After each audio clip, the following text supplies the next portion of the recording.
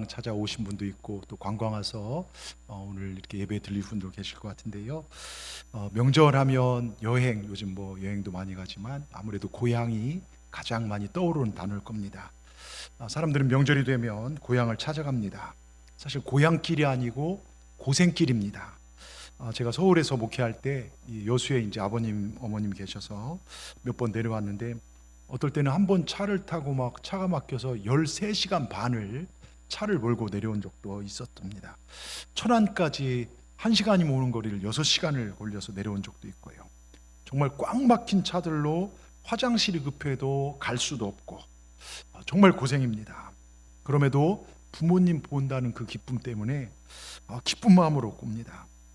저는 여수가 고향은 아니지만 저희 부모님이 계셨기에 명절 때마다 이곳에 와 있었습니다.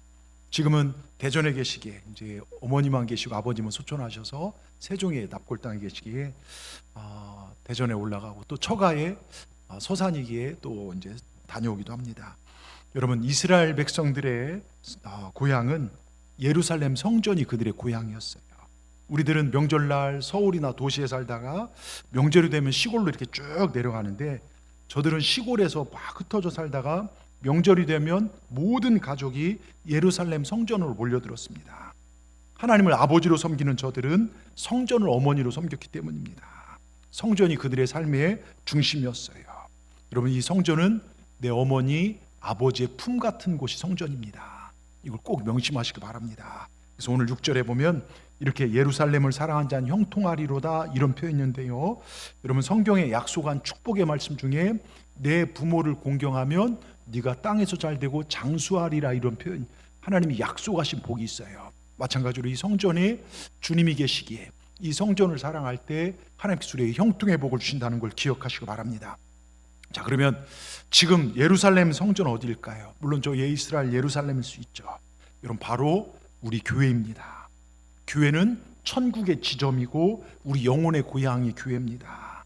여기 영혼의 고향 교회를 통하여 우리는 생명을 얻게 되었습니다. 여기서 우리가 예수님의 말씀을 먹고 지금도 자라가고 있습니다.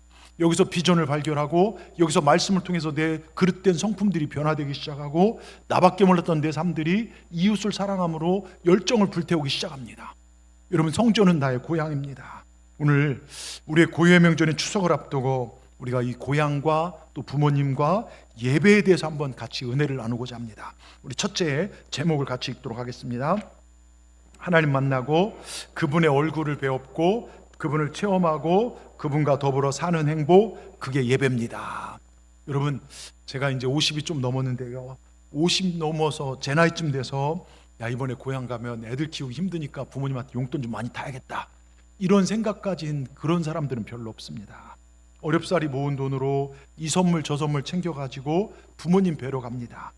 부모님 그냥 뵐 수 없어서 봉투를 준비해요. 어머니도 드리고 처갓집도 드리고 그렇게 준비합니다. 용돈을 드리려고 말입니다. 근데 어렸을 때는요, 명절날만 되면 설날은 세뱃돈 받으려고 막 혈안이 돼 있어요. 막 누가 많이 주나 막 이런 생각도 해보고, 추석은 용돈 받고 새로운 옷 사주길 기대하고 무엇인가 받으려는 기대감이 컸습니다. 근데 크고 나서는 받는 것보다 날 키워주신 부모님께, 날 이만큼 성장케 해주신 내 부모님께 드리는 것이 행복합니다. 여러분, 신앙생활도 마찬가지입니다. 주일날 예배 와서 어떤 이익이나 챙겨볼까 하고 교회 온다면 아직까지 어린아이 신앙입니다. 이 주일 예배 통해 축복받고 부자되고 건강해지고 문제 해결되고 좋습니다. 근데 이게 예배의 목적은 아닙니다. 하나님 우리에게 주시는 보너스의 축복일 수 있습니다. 여러분, 진짜 잘 들으십시오. 예배는 하나님 만나고 주님의 얼굴을 배웠고 주님을 체험하고 주님과 더불어 사는 행복, 그게 예배입니다. 아시겠습니까? 우리 눈에 보이지 않지만 이곳에 임재하신 하나님을 내가 만나고 이 말씀으로 주님의 은혜를 체험하고 정말 나 같은 죄인 살려주신 그 주님을 생각할 때마다 행복하고, 여러분, 우리를 위해서 주님께서 무수히 많은 그 일들, 이루신 일들을 내가 누리고 살아가는 그 행복, 여러분, 이걸 예배를 통해 얻으시길 주의 이름으로 축원합니다. 저희 가족은요, 앞서도 얘기했지만 명절이 되면 대전으로 모입니다. 왜냐하면 어머님이 지금 그곳에 계시기 때문에요. 여러분, 부모님이 계시지 않는 곳은 고향이 아닙니다. 요즘 부모님을 잃어버린 자녀들이 많이 있죠. 수많은 가출 청소년들, 자기 마음대로 살지만 돌아오는 것은 처량함과 신세한 템뿐입니다. 예배도 마찬가지입니다. 예배를 잃어버린 사람은 하나님을 잃어버린 것입니다. 아무리 믿음 좋은 사람들은요, 몇 주만 한번 빠져보십시오. 하나님이 계시니 안 계시니 막 가버립니다. 정서가 불안해지고요, 쉽게 죄를 허용하고 죄에 넘어집니다. 실수가 많아지고 자주 시험에 빠지기도 합니다. 문제와 사연으로 고통을 받습니다. 마음이 불안하고 문제가 있는데도 하나님을 의지하지 않습니다. 무서운 영적인 침체에 빠진 것입니다. 여러분, 예배를 잃어버린 사람은 영적으로 죽어가는 것입니다.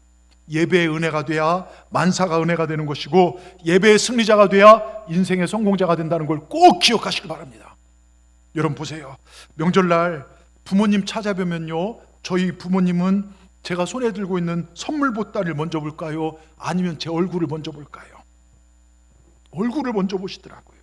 그래서 제가 올라갈 때마다 얼굴을 이렇게 저희 어머니 쓰다듬으면서 고생하구나, 힘들구나, 응? 얼굴 많이 외였네, 살 좀 찌야겠다. 여러분, 이게 부모님 마음입니다. 자녀의 얼굴을 보면서 그들의 마음을 먼저 알아보는 것이 부모의 마음입니다. 예배도 마찬가지입니다. 주님, 우리가 무엇인가 들고 나오는 걸 보고 싶은 것이 아니라 내 마음을 보고 싶어 하시고 내 얼굴을 보고 싶어 하는 게, 그게 예배입니다. 그런데요, 시골에 계신 부모님이 객지가 있는 아들, 딸들 오기만을 막 기다리고 있는데 아들, 딸은 오지 않고 편지 한 장 도착했어요. 그리고 조금 있다니 택배로 막 갈비 한 짝이 다 왔습니다. 편지 내용인즉, 어머니 아버지 이번 추석 때 이 갈비로 갈비찜, 갈비구이, 갈비탕 해 잡수시고 평안의 명절을 보내십시오. 그리고 용돈 30만 원 보냈으니 잘 쓰십시오. 저는 일이 있어서 어머니 아버지를 뵈러 가지 못합니다. 일인즉슨 이번 연휴가 길어서 애들하고 동남아 베트남 여행 갔다 오기로 했습니다. 그럼 그 부모님이요, 그 갈비구이 드시면서 행복하실까요? 아니죠. 내 부모님은 내 얼굴 보기를 원합니다. 내 몸뚱아리 보기를 원하시더라고요. 여러분, 이게 부모의 마음입니다. 근데 하나님 마음도 똑같습니다. 로마서 12장 1절을 보십시다. 뭐라고 써 있습니까? 그러므로 형제들아, 내가 하나님의 모든 자비하심으로 너희를 권하노니 그 다음 너희 몸을 하나님이 기뻐하시는 거룩한 산 제물로 드리라. 우리 몸을 드리라는 거예요. 내 몸으로 제사를 드리라는 것입니다. 하나님 그걸 보기 원하신다는 거예요. 여러분, 예배는 내 몸으로 드리는 것입니다. 마음으로도 열심히 해야 하지만 몸이 진짜 와서 이곳에 드려져야 그게 진짜 예배입니다. 헌신도 봉사도 마찬가지고요. 제가 전에 있던 교회, 물론 압구정동에 있다 보니까 교회가 크다 보니까요, 부자들도 많았어요. 교회 행사가 있어서 임원분들이 와서 좀 섬기십시오. 교회에서 요청을 했는데 어느 권사님이 봉사나 해야겠고 그날따라 막 바쁜 약속들이 몇 개 잡혀있고 어쩌다가요 안 가기도 뭐하고 해서 어떡한 줄 아십니까? 자기 집 도우미를 보냈어요. 도우미가 얼마나 근데 나중에 이 도우미가 열심히 신앙생활 하십니다. 여러분, 하나님의 거룩한 일은요, 남이 대신할 수 있는 게 아닙니다. 하나님 나를 통해서 영광 받으시길 원하십니다. 내 몸을 들여서 헌신하는 헌신을 하나님이 받으시길 원하십니다. 천국은요, 누구 대신, 누구 믿음으로 가는 게 아닙니다. 내 믿음으로 가는 것입니다. 간혹 우리 중에는요, 마음으로 10번도 넘게 주의 길을 가는 자들도 있을 것이고, 마음으로는 이 교회요 부채도 다 갖고 막 마음으로는 교회 막 선교지의 교회도 막 마음으로 하는 건 아무것도 아닙니다. 마음으로 막 교회 봉사, 성가대 봉사, 주방 봉사, 차량 봉사 열심히 하시는 분 계실 것입니다. 마음으로 뭘 못합니까? 근데 몸으로 직접 해야 그게 진짜 봉사인 겁니다. 어떤 사람 전도했더니요, 나는 교회 안 다녀도 된대요. 왜 그러냐 했더니 우리 부인이 워낙 열심히라 나중에 우리 부인 천국 갈 때 그 다리 붙잡고 가면 된다고. 이건 말이 안 됩니다.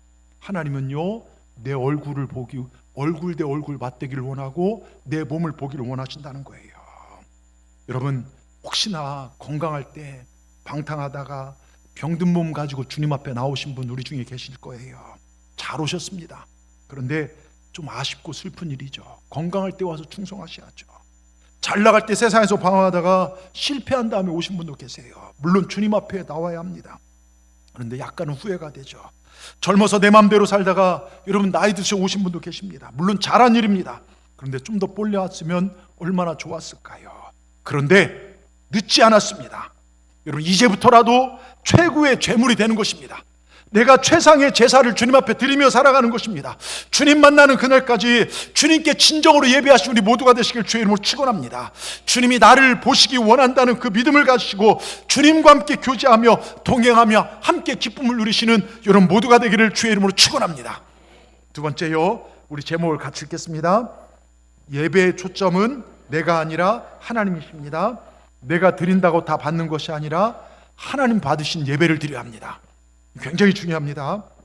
여러분, 이문세라는 가수를 아십니까? 이문세. 예. 저도 여러분 이문세를 연예계에 입문시켜준 사람이 누군지 아십니까? 저도 우리 그 교인 한 분이 카톡을 딱 보내주셔서 그걸 보면서 참 은혜가 돼서. 근데 지난 9월 25일 이제 수천하신 개그맨 전유성 씨가 이문세를 처음 이제 그 연예계에 입문을 시켜줬답니다. 여러분, 그는 전유성 씨는 슬랩스틱, 그러니까 몸으로 막 몸개그 있지 않습니까? 이런 줄을 이뤘던 우리 코미디계의 토크 형식, 말을 하는 형식과 개그맨이란 용어와 개그 콘서트를 처음으로 도입한 사람이 전유성이라고 합니다. 자, 여러분, 그래서 이 이문세가 진행하던 예전에 별밤의 공개 방송에 종종 출연하였고 거기에 뭐 이성미, 이경규 뭐 이렇게 돌아가면 고정이었는데요. 여러분, 이 전유성 씨는 여러분 이성미 집사님 아시죠? 이성미 집사님이 수첩을 하나 가지고 나왔는데 생명 노트라고 하는데 거기에 뭐가 쓰였냐면 전도 대상자들이 있어요. 연예인 전도 대상자를 쭉 써놓고 기도를 하는데 그 첫 번째 전도자가 누군 줄 아십니까? 전유성 씨랍니다. 몇 년을 기도한 줄 아십니까? 38년을 그를 위해서 기도했다고 합니다. 혹시 여러분 노트에 생명 노트 가지면서 전도 대상자 여러분 적어놓고 기도하신 분 손 들어 보십시오. 1부도 없더니 2부도 없네요. 예? 여러분, 그 기도 리스트에 8번째인가 11번째인가 누가 있었냐면 조혜련 씨가 있었어요. 조혜련 아시죠? 근데 조혜련 씨가요, 예수 믿는 걸 굉장히 부정하고 막 남녀호랑교 우상에도 빠지고 막, 그래서 언니 날 위해서 새벽만 기도, 언니 때문에 내가 지금 안 된다고 그 이름 좀 지워달라고 하도 고집스러워서 이름을 지웠었대요. 그런데 기도는 결국 응답되어서 조혜련 씨가 여러분 주님께 돌아오고, 그 어머니가요 남녀호랑기에 빠진 그분이 성경을 읽다 오줌 수태가 사라지고 디스크가 고침받고, 여러분 그때부터 풀리기 시작하고요. 여러분, 이 조혜련 씨가 거의 신학 박사 수준이에요. 이분이 전유성 씨 병상으로 찾아갔어요. 간절히 기도했을 때요, 십자가를 지고 있던 전유성 씨가 비로소 아멘으로 예수님을 마지막 순간에 영접했다고 합니다. 그러면서 하는 얘기가 하나님의 존재를 왜 이제 알게 됐는지 너무 후회한다는 회개와 함께 어릴 때부터 따로 살았지만 임종을 지켜준 딸을 하나님께 의탁한다 말하고 마지막 생명을 다했다고 합니다. 여러분, 하나님께 맡기십시오. 기도는 결국 응답이 됩니다. 우리가 10월 한 달 총력으로 전도합니다. 여러분, 전도할 대상자들 한번 머릿속으로 그려보시고 그 이름을 적어가시면서 새벽마다 나오셔서 하나님, 이 영혼이 구원받게 하여 주시옵소서. 우리도 이렇게 기도해 보십시다. 왜 아멘 안 하십니까? 여러분, 그렇게 기도해 보십시다. 매일 그들의 이름을 불러가면서 기도하십시다. 여러분, 기도하다 보면 역사가 일어납니다. 여러분, 전유성 씨의 마지막 고백, 하나님을 왜 이제 알았는지 죽기 전이라도 예수님 믿어 다행입니다만, 여러분 지금 더 건강하실 때 하나님 더 사랑하시고 예배하며 사시는 여러분 되시길 주의 이름으로 축원합니다. 여러분, 우리나라의 지성이라고 했던 돌아가셨던 고 이어령 박사님 이런 이야기를 하죠. 어느 날 바닷속에 살고 있는 아기 꽁치가 엄마 꽁치에게 찾아가서 물었대요. 엄마, 바다가 어떻게 생겼어요? 아기 꽁치의 질문을 들은 엄마 꽁치는 한참을 생각하고 이렇게 대답했대요.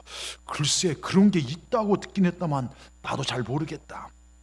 바닷속에 살면서 바다를 본 적 없는 게 우리들이에요. 하나님의 은혜 가운데 우리가 지금 살아가면서 하나님의 은혜를 모르고 살아갈 때가 많습니다. 그러면서 이어령 교수가 인간을 넙치, 참치, 날치형으로 나누어 설명하는데요, 넙치형 인간은 바닥에 납작 깔려서 물 흐름을 타고 그냥 시대 흐름에 맞춰 살고, 참치는 가만히 있으면 가라앉으니까 하루 종일 퍼뜨려 자기 노력으로 살아간대요. 근데 날치는요, 이 생선은요, 바다 바깥으로 뛰어올라서, 이 바닷속에 사는 날치는 뛰어올라서 쫙 날아오면서 바닷속 물고기가 바다 풍경을 보는 게 날치랍니다. 수면을 박차고 멋지게 뛰어오른 날치처럼 여러분, 다른 세계의 돌파가 우리 삶에도 필요하다는 것이죠. 근데 이게 우리 힘으로 될까요? 아닙니다. 성령님의 힘으로 됩니다. 그래서 우리나라 최고의 지성이라는 이어령 교수가 하나님을 얼마나 여러분 부정했습니까? 그런데 죽어가는 딸이 기도를 통하여 회복되는 것을 보고, 아, 신이란 존재가 있구나, 내 아무리 학벌과 내 지식과 내 재산으로 그 딸을 고치지 못했는데 하나님이 고치셨구나. 신은 진짜 존재하는구나. 사랑하는 그 딸을 통하여 지성이라는 바다 넘어 하늘의 영성을 체험하게 돼요. 그리고 그가 예배자로 거듭났고 세례를 받고 전도자로 거듭났습니다. 그래서 지성에서 영성이란 책도 출판했죠. 여러분, 진정한 예배자만이 인생의 성공을 논할 수 있습니다. 하나님의 자녀들에게는요, 예배는 삶의 뿌리가 됩니다. 뿌리가 병들면 나무가 죽고 뿌리가 튼튼해야 나무가 튼튼해집니다. 즉 예배가 은혜가 되어야 살림살이 은혜가 되고 예배에 기쁨이 있어야 하루하루 사는 것이 기쁨이 됩니다. 하나님 앞에 드린 예배의 성공자라야 인생의 성공자가 됩니다. 요즘 많은 사람들이요, 코로나 이후부터 그 전부터 조짐이 빗더니 예배의 기쁨을 상실해가고 있어요. 예배의 초점을 잃어버리고 있습니다. 여러분, 내가 예배 드리면 그게 다 예배입니까? 하나님이 받으셔야 진정한 예배가 아닙니까? 요즘 많은 사람들이 코로나 이후 다시 모일 만한데도 안 오는 분들이 대반이고, 뭐 바쁜데 굳이 교회까지 가냐? 그냥 인터넷 스마트폰으로 예배드리고 끝납니다. 아닙니다. 예배는요, 이 시간 저 시간 제하고 내 기분과 시간 요건 따라서 나에게 초점 맞춘 것이 아니라 하나님께 먼저 맞추는 거예요. 그러니까 예배 시간을 정해놓고 나서 다른 걸 정해야 합니다. 여러분, 바로 삶의 우선순위를 바로 하시기 바랍니다. 여러분, 그게 하나님을 존중하는 거예요. 시골에서요, 자란 새 아들이 출세해서 서울 가서 이렇게 하다 보니까 다 성공을 했습니다. 그래서 막 돈도 많이 벌고 해서 그 늘 기도로 막 해줬던 어머니에 감사해서 선물을 보냈는데, 큰 아들은 난 어머니를 위해서 큰 집을 지어드렸어. 둘째 아들은 난 어머니 걷기 힘드니까 기사가 딸린 멋진 자가용을 보내드렸어. 막내 아들이 어머니는 성경 읽기를 좋아하시는데 이제 눈이 많이 침침해지셨잖아. 나는 성경을 통째로 다 외운 앵무새를 보내드렸어. 어머니가 몇 장 몇 절 내면 얘가 다 얘기해. 몇 주 뒤에 어머니에게 답신이 왔습니다. 큰아들에게, 야, 네가 지어준 집은 너무 크구나. 난 방 하나만 사용하면 되는데 나머지 11개 방을 다 청소하느라 허리가 휠지경이다. 둘째 아들에게, 난 너무 늙어 차 타지 않고 집에만 있단다. 근데 엊그제 보니까 기사가 차에서 굶어 죽은 것 같더라. 막내 아들에게 뭐라고 문제는 줄 아십니까? 보내준다고 맛있게 잘 먹었다. 여러분, 진짜 효는요, 부모님 마음을 헤아리는 거예요. 좋은 차 사드리고 좋은 집 줘드리고 진수성찬 차려드리고, 여러분, 그러고 부모님 마음 아프게 하고 형제끼리 싸우고 한다면 이건 불효입니다. 불효예요. 하나님 섬기는 것도 마찬가지입니다. 우리가 아무리 좋은 것을 드리고 헌신한다 하더라도요, 내 마음에 불평이 있고 성도 간의 교회에서 다툼이 일어나고 기쁨과 감사로 일을 행하지 않으면 하나님 마음에 상처를 입힐 수 있다는 것을 명심하시기 바랍니다. 우리 하나님은요, 여러분, 하나님 마음은 세밀하십니다. 세밀한 감정을 가지고 계세요. 제가 몇 번 얘기했지만 출애굽한 이스라엘 백성 구원했는데 모세가 올라간 사이에 뭘 합니까? 밑에서 우상을 만들어요. 그때 하나님이 너무너무 화가 나셔서 어떡합니까? 이 백성을 진멸해버린다는 거예요. 하나님도 감정을 가지고 계십니다. 내가 하나님 존중할 때 하나님도 기뻐하시고, 내가 하나님 무시할 때 하나님도 마음이 아프신 거예요. 여러분, 하나님 마음을 헤아리는, 부모의 마음을 헤아리어 효를 행하듯 하나님 마음을 헤아릴 줄 아는 여러분 되시길 주의 이름으로 축원합니다. 내가 하고 싶은 것이 아니라 부모의 마음을 헤아리듯이 하나님 마음을 존중하는 것, 그게 예배입니다. 여러분, 구약에 보면요, 예배 신앙의 교훈을 주는 많은 것들 중에 번제도 드리고 화목제도 드리고 하지만 소제라는 예물이 있어요. 소제가 뭡니까? 곡식으로 드리는 거예요. 여러분, 봄에 씨를 뿌리죠. 곡식이 자랍니다. 열매 맺고 나면요, 그걸 어떻게 합니까? 자릅니다. 소제의 시작은요, 잘라내는 것부터 시작합니다. 우리가 하나님 앞에 예배하기 위해서는요, 세상으로부터 우리가 잘려져야 돼요.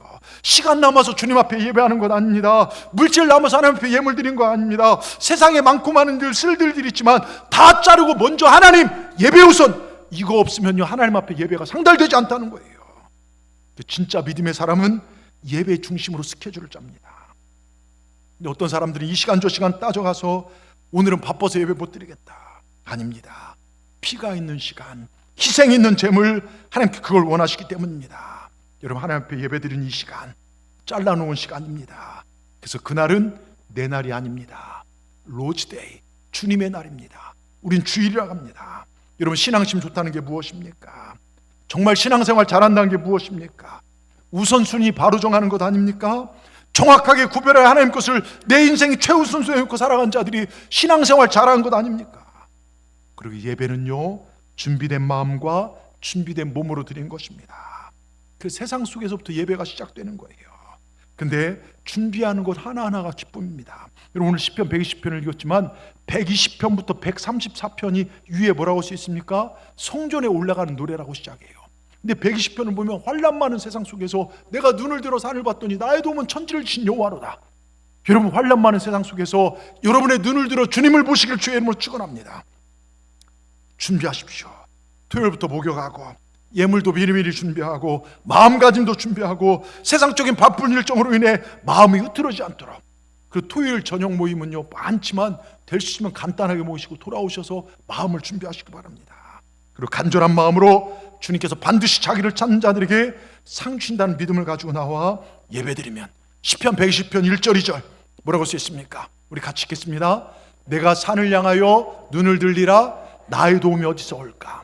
나의 도움이 어디서 올까요? 이 질문을 던집니다. 그런데 이 시편의 저자는 이렇게 대답합니다. 같이 읽습니다.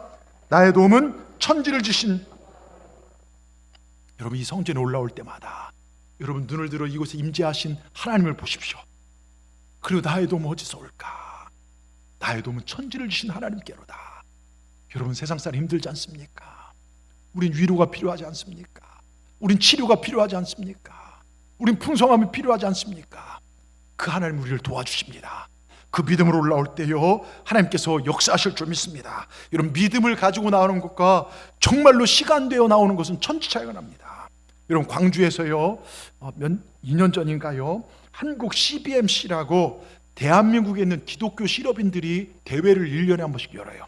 CBMC라고. 여러분, 실업인 대회가 있는데요 그 중에 여성대회 간증하셨던 울산연합회장 박혜정님의 간증이 이렇게 글에 나와서 봤는데, 이분은 울산에서 사업하신 여성 사업가인데요 하나밖에 없는 아들이 5살 때 아파트 근처에서 애를 데리고 놀고 있는데 애가 막 그네를 타고 있었나 봐요. 근데 그때 그네를 지탱해 준 지지대에서 그네가 끊어지면서 쇠고리가 아이의 머리를 때려버렸고 거기서 큰 못이 빠지면서 아이의 눈을 찌르는 엄청난 사고가 눈앞에 펼쳐진 거예요. 정말 순식간에 그 눈앞에서 펼쳐진 겁니다. 아이 눈에서 피가 철철 흘렸고 한 손으로 피를 막고 한 손으로 아이를 안고 응급실로 달려갔답니다. 애 눈은 불어올랐고 의사 선생님은 실명될 거라고 말씀하셨고, 그래서 이식해달라고 요청하자 신경을 다치면 이식해도 소용없고 잘못하면 두 눈 다 정말 실명된다. 눈동자 때문에 찢어진 눈을 꿰맬 수 없으니 그냥 아물어야 된다면서 시간이 지나야 눈 상태를 볼 수 있다. 근데요 이분이요 그동안 교회는 다녔지만 하나님이 필요하지 않는 평탄한 삶으로 그냥 주일날만 와서 예배드린 그런 삶이었어요.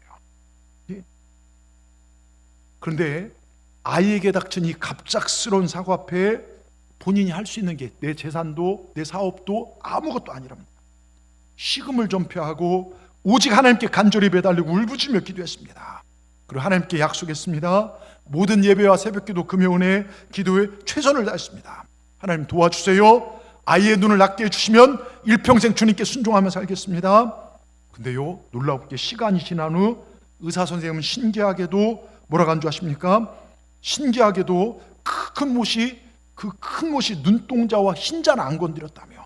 이건 기적이에요. 그 말만 거듭받으래요. 그래서 그 의사의 말을 믿을 수가 없어서 다른 병원을 몇 군데를 갔대요.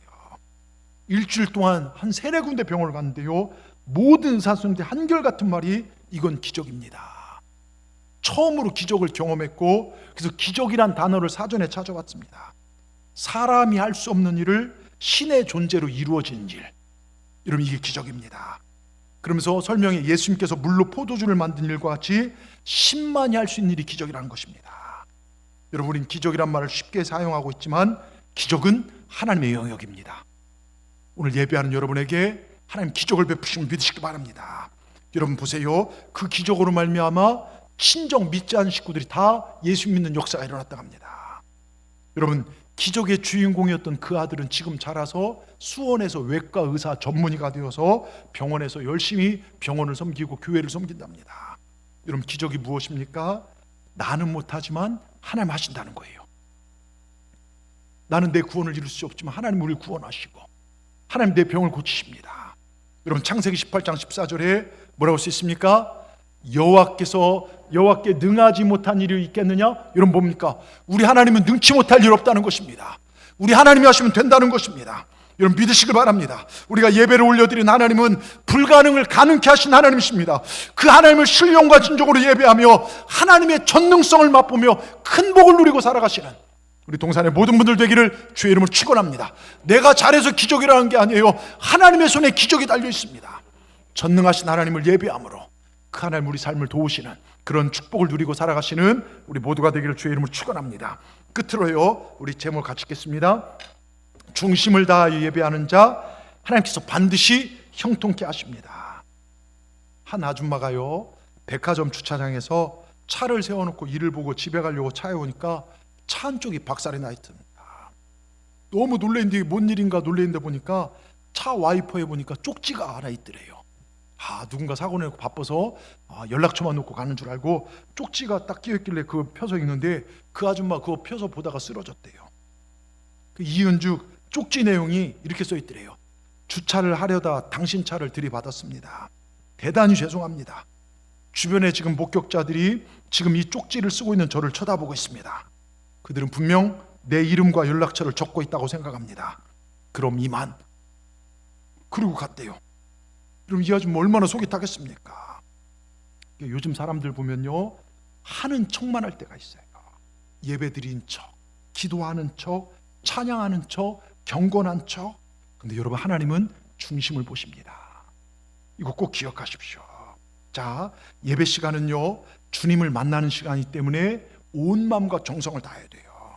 근데 오래 교회 다니다 보니까, 신앙생활 하다 보니까 예배 드린 척 할 때가 많아요. 내가 1시간 드린 것으로 내 예배 생활 다 한 것처럼 생각할 때가 있어요. 그리고 매너리즘, 타성에 빠져서, 여러분 이 타성은요 우리 영을 무디게 만듭니다. 자, 무디어진 영은요 녹슨 칼과 같은 사탄의 유혹과 시험 그냥 넘어져요. 이길 수가 없습니다. 마침내 예배의 은혜가 안 되고 찬송과 말씀과 기도의 은혜가 안 되고 재미가 안 붙습니다. 교회 나와 앉아있지만 재미가 없어요. 마침내 삶은 답답하고 컬컬하죠. 시험이 계속되고 사랑스러운 사람 미워지기 시작하고 목사님에 대한 존경과 사랑도 식어지고 속회가족, 전도대상자 이런 거 생각도 안 납니다. 그러게 신앙인은요 인생에 성공하고 승리하기 위해서 예배에 승리해야 합니다. 삶의 감격이 있기 위해서는요 예배가 감격스러워야 됩니다. 그래서 예배가 은혜가 돼야 돼요. 그럼 어떻게 은혜가 될까요? 기도로 준비해야 돼요. 예배 전부터 좀 일찍 오셔서 기도로 하나님 은혜를 주시옵소서, 하나님 은혜를 주시옵소서. 찬양 같이, 여러분 11시 예배가 아니라 사실 우리 40분부터 찬양하면서 예배가 시작되는 거예요. 같이 찬양하고 하나님 앞에 올려드리고, 여러분 그렇게 예배 드리시기 바랍니다. 여러분 보세요, 아담과 하와가요 범죄하니요 구약의 역사는요 제사의 역사입니다. 자, 제사에 실패한 가인은요 인생의 실패자가 됐고, 제사에 성공한 아벨은요 하나님 앞에 그 예배가 연락되어졌어요. 여러분 이 중심을 바친 게 예배입니다. 내 삶의 중심이 예배가 되는 것, 이게 신앙생활입니다. 여러분이 중심을 맞춰 예배 드릴 때 거기 하나님의 역사하심을 보게 될 것입니다. 그러게 여러분 하나님은요 내 한 명 한 명의 여러분의 예배를 지금 보고 계신다는 사실, 이걸 꼭 인식하셔야 돼요. 하나님 지금 우리 예배를 받으신다는 거. 자 보세요, 여러분 유대인들의 숫자가요 이스라엘 본토에 한 600만, 그리고 디아스포라 흩어진 유대인들이 한 900만 정도에서 1500만 이렇게 추정되는데요, 여러분 세계 경제의 중심, 세계 문화의 중심, 세계 징성의 중심에 그들은 항상 있습니다. 노벨상을 가장 많이 탄 민족도 그 민족이고요, 세상적으로 보면 엄청난 부유와 명예를 가진 사람들이 많지만 그들은 하나님께 이렇게 기도한대요. 하나님 복 주세요, 복 주세요라고 기도하지 않는다고 합니다. 왜냐? 자기 조상의 역사들을 볼 때 하나님 말씀 떠나서 그 어려움을 겪은 걸 알기 때문에, 하나님 중심으로 살고 하나님을 경배하고 살면 거저오는 것이 복인 것을 알기 때문에 그들은 기도할 때 하나님 말씀대로 살아갈 수 있도록 힘을 달라고 기도한답니다. 여러분 말씀대로 사십시다. 그게 예배적 삶입니다. 오늘 다윗 보세요. 시편 120편을 통하여 본인과 후손들에게 너희들 성전에 올라올 때마다 이 노래를 부르라. 그리고 8절에 뭐라고 써 있습니까? 여러분 120편 8절에 같이 읽어보겠습니다. 내가 내 형제와 친구를 위하여 이제 말하리니 네 가운데 평안이 있을. 여러분, 우리 예수 믿는 사람들은요, 나만 잘 먹고 잘 살면 안 돼요. 진정한 예배자는 형제와 친구들에게 평안을 구할 줄 알아야 돼요. 손가락질 밟고 무시당하고 그게 아니라 형제들에게, 친구들에게 평안을 구할 줄 알아야 합니다. 그리고 7절에 뭐라고 써 있습니까? 같이 읽겠습니다. 네 성 안에는 평안이 있고 네 궁중엔 형통함이 있을지어다. 여러분, 예배자들의 사는 성과, 예배자들이 하는 사업과 예배자들이 하는 가정에 하나님이 평안과 형통함을 주신다는 것입니다. 여러분, 이 복을 받아 누리시길 바랍니다. 여러분, 우린 보세요. 우린 일요일이라 하지 않고 주일이라고 합니다. 주일은 주님의 날입니다. 이거 우리를 창조하신 목적입니다. 하나님께서 우리를 창조하신 목적이 무엇입니까? 이 백성은 나를 예배하기 위함이다. 자, 예배하기 위함이 창조 목적입니다. 그 주일은 하나님을 예배하는 날입니다. 세상 사람들 7일 동안 살아가는 게 다 비슷해요. 아침에 일어나서 먹고 출근하고 돌아오고 퇴근하고. 근데 우리 다 7일 동안 비슷하게 사지만 우린 6일을 살고 하루는 어떻게 삽니까? 주일을 구별하여 주님 앞에 드립니다. 근데 이 주일을 지킨 사람이요, 7일을 열심히 노력한 사람보다 훨씬 더 잘 사는 복을 하나님 주신 날이 바로 주일입니다. 여러분, 전 세계를 보십시오. 주일 성수하는 나라와 지금도 주일을 지키지 않는 공산국가나 불교국가, 여러분, 주일 성수한 나라가 훨씬 잘 삽니다. 우리나라도 역사, 여러분, 우리나라가 주일 성수한 지가 그렇게 길지가 않아요. 예? 여러분, 조선시대 그 전까지 일제치하시 주일 성수를 하지 않았어요. 예? 그때까지 굉장히 전쟁과 근데 주일 성수하면서 우리나라가 복을 받은 거 여러분 기억하시기 바랍니다. 여러분, 주일은요, 하나님이 내 생명의 주인 되신다는 것입니다.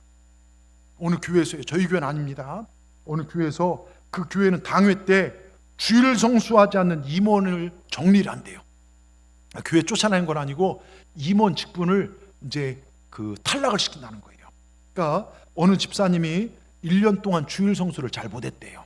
그러니까 한 10번 이상 빠진 것 같아요. 그래서 이 집사에서 평신도로 이제 정리가 된 거예요. 정리되리 해서 누구누구 당회에서 결정이 되었다고 합니다. 만약 우리 교회에서 그랬다면 난리가 날 거예요. 막 교회 안 다닌다고 막 쫓아오고. 근데 그런 소문 또 얼마나 잘 퍼집니까? 집에 딱 왔는데요, 아들놈이 딱 오더니, 아빠, 집사에서 잘렸다며. 아우, 세상에 어떻게 그럴 수 있어. 그 딸이 딱 들어오면, 아빠, 집사에 떨어졌다며. 아우, 진짜 창피하다. 이분이 목사님께 전화했어요. 목사님, 어떻게 해야 집사직을 다시 회복할 수 있습니까? 그래서 새가족 교육부터 처음부터 다시 받으십시오. 작정하고 새가족 교육 5주거 다 받고 성경 공부하고, 그리고 주일 성수하는데 제일 앞자리에 앉아요. 왜? 목사님 보라고. 예? 나 여기 있으니 보라고요. 그리고 1년이 지난 후에 다시 집사에서 복권되리에 갖고 집사로 복권됐대요. 그때부터 소문이 집사 재수생이라는 소문이 나고요.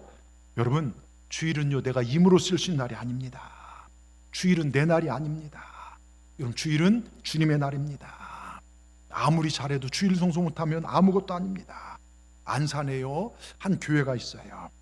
제가 그 교회 금요 은혜 밤 강사로 가서 한번 했는데, 상록수 쓰신 이제 샘골 교회라고 있는데요.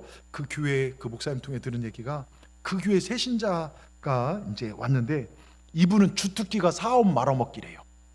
손만 대면 다 망한대요. 그래서 다 말아먹고 부모님한테 물려고 다 날리고 마지막 하는 게 스크린 골프 연습장. 그래도 돈 있으면 그거 하나 이제 붙잡고. 근데 그러니까 막 사업하던 사람이 스크린 골프 연습장 하니까 마음이 찰 리가 없죠. 늘 부인에게 막 자기는 막 밖으로만 돌아다녔대요. 부인이 너무 답답하고 화가 나서 남편에게 이야기합니다. 당신 나랑 이혼하든지 아니면 나랑 교회 가든지 결정하라고. 어쩔 수 없이 교회를 나왔는데 거의 부인이 멱살 잡고 끌고 나온 거죠. 그러니까 예배가 무슨 은혜가 되겠습니까? 저 뒤에 앉아갖고서 표정도 빨리 끝났으면 막 이런 표정.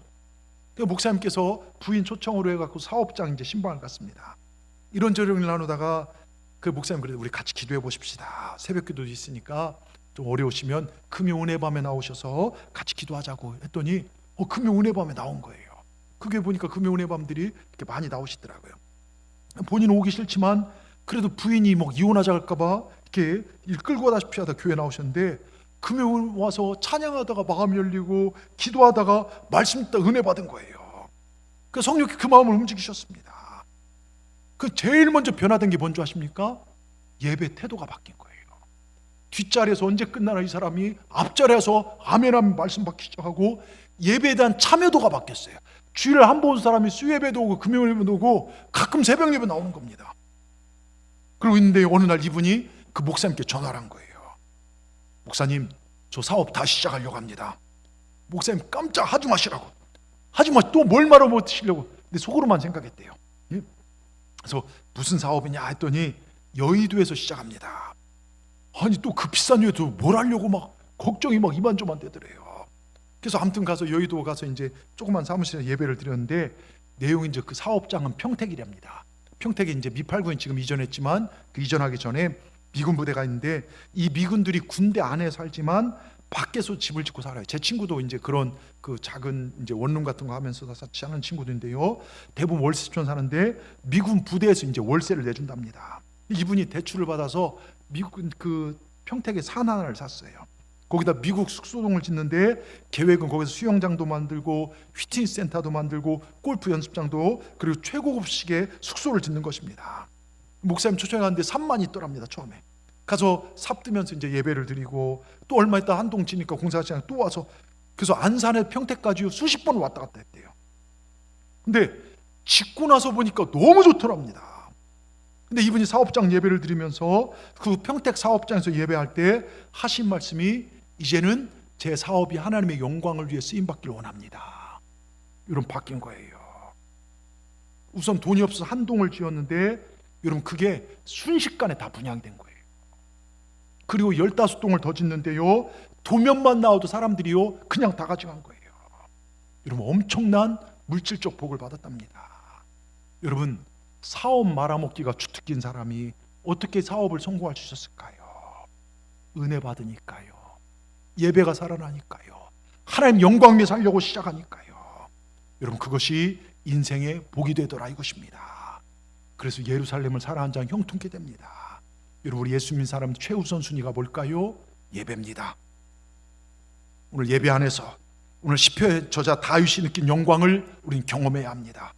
다윗이 후손들에게 예배 잘 드려 얘기한 것처럼 우리도 우리 손들에게 여러분 이번 명절날 예배 드리면서 너희 예배 잘 드려라 하나님을 생명처럼 여겨라 여러분 이걸 말씀하실 줄 알아야 합니다.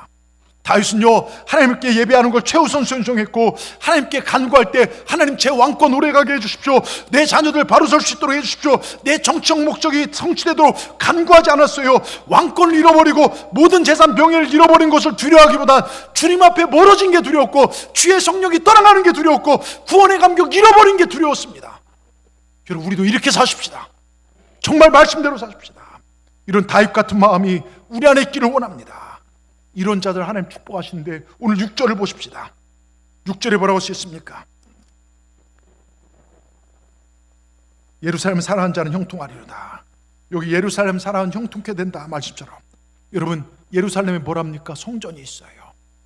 여러분 예배를 사랑하시고 주님의 몸된 교회를 사랑하시고 예배자들을 사랑하시고 정말 교회를 섬긴 자들을 사랑하시기 바랍니다.